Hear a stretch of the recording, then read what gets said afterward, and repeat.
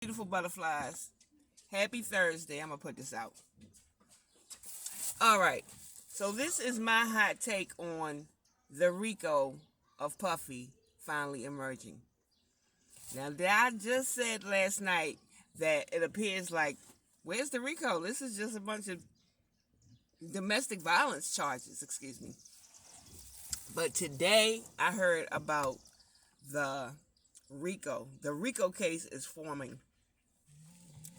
This girl, what is her name? I know her last name is Clark. Oh my God. What's this Clark girl name from the Puffy trial? Capricorn. Okay. This girl, Capricorn Clark, is putting the RICO case together.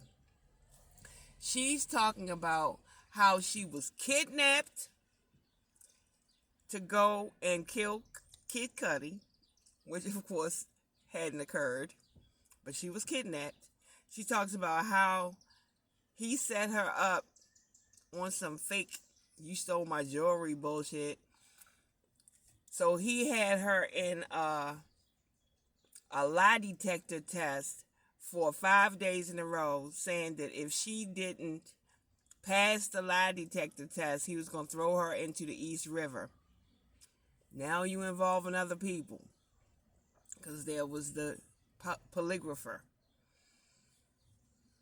And they never told her whether or not she passed. So can you imagine the nerves that she was feeling taking these lie detector tests under threat of being thrown in the East River? What else she talked about? She talked about how certain bodyguards had to do this and certain executive assistants had to do that. So she's bringing other people in.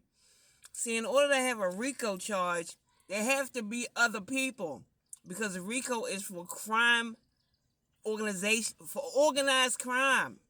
You have to have other people involved in order to organize crime. Just beating her up, that's just assault and battery. But now you got people involved, people strapping you down, people intimidating you. That's people working for Puffy, doing crazy things, not just sex workers, which to me, all those sex workers built the case for trafficking, because prostitution is a crime. And if you are, all right, if you a pimp, that's one thing. But if you a trick, that's another thing. But you are still in trafficking. You're still in sex trafficking by doing that. So to me, the trafficking charge is being built. The RICO charge is being built. And finally, with the advent or entrance of Capricorn Clark, I think that's her name. Wait a minute. The Clark girl, yes. Capricorn Clark, with the entrance of her, the RICO case is starting to be built. And no, I don't have a lot of details because I'm not in the courtroom like some people are. And I haven't even been watching it every day because, like I said last night, it's a little bit boring to me because a lot of this stuff I had already heard. But yeah, he had a cast and crew that was involved in pulling this stuff off. And we're going to see. A lot of people are saying they think Puffy is going to walk. And I said that myself last night a little bit. But we'll see. But on the RICO, let me just talk about the mafia for a second.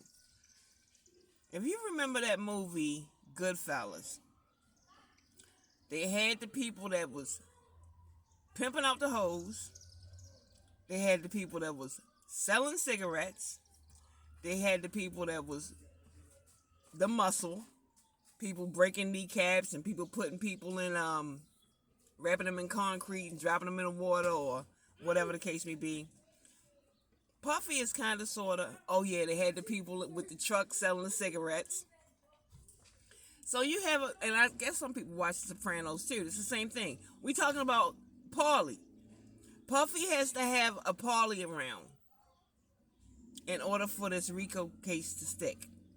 Even though Puffy is the only one on trial, and it seems wild that he should have a RICO charge if he's the only defendant, But what most likely has happened is the other co-defendants are or have turned state's evidence, and that's why he's the only one.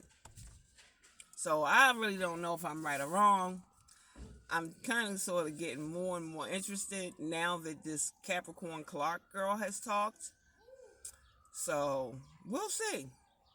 What do I want to see happen to Puffy? First of all, let's just talk about Puffy for a second. P. Diddy.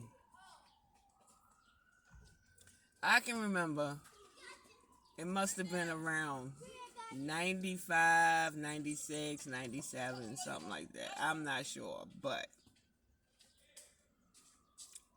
you could not turn your radio on and every song was by Bad Boy. Every song. I mean, Bad Boy was dominating the airwaves. Dominating the airwaves. And the thing that I kept thinking to myself, back then, not now. I mean, now too, but back then, early, I was like, how is this guy considered such a top rapper when on every song that he raps on, he's got the weakest verse? If you don't believe me, just listen back. He surrounded himself with some serious talent, but he wasn't to that level. He wasn't to the level of Biggie Smalls or Mary J. Blige or anybody that he promoted. Mace. Then you got all the people that he scammed out of their money. I don't know. Anyway, I know that you don't know either. So we're all just sitting here watching, and we will see what happens to Puffy. Because yes, he was an amazing producer, if that's what you want to call him. But at the same time, he also was the sorriest rapper out there. Tell me I'm lying. Leave a comment, hit the like button, subscribe, hit the notification bell, and share. And let's just keep watching this. Peace.